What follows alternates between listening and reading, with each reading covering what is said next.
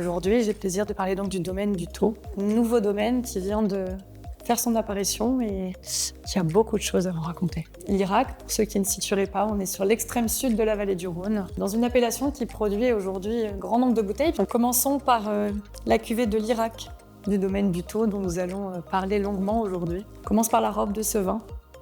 Elle est très éclatante sur un rubis intense. C'est une robe qui est à la fois flatteuse, joyeuse, puisque le vin doit être de la joie. Et celle-ci appelle grandement à la dégustation. Pour en savoir un petit peu plus, on prend toujours le temps de bien humer le vin. C'est comme ça qu'il va délivrer les premières informations. Pensez à bien aérer quand vous dégustez du vin, puisque quand le vin rentre en contact avec l'oxygène, c'est là que la magie opère. Le premier nez révèle des notes très friandes de groseille, de petites baies rouges comme ça, très très juteuses. Pour vous en dire plus, il va falloir maintenant que je le goûte. Ah, puis on a cette petite trame un petit peu garrigue aussi qui rappelle là où pousse le vin et ça, ou le raisin. Et ça, c'est quand même plutôt chouette.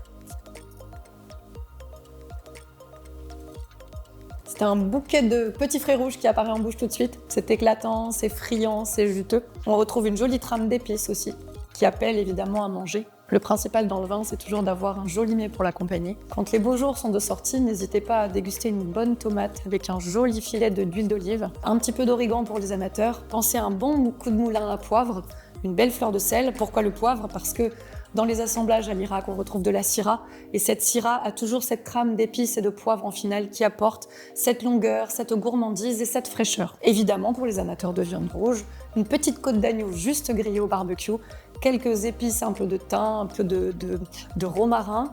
N'hésitez pas aussi pour les amateurs d'abricots quand c'est la saison. Prenez un abricot bien ferme, coupez l'oreillon en deux, placez-le sur une branche de thym et faites griller au barbecue pour accompagner vos côtes d'agneau. Bonne dégustation!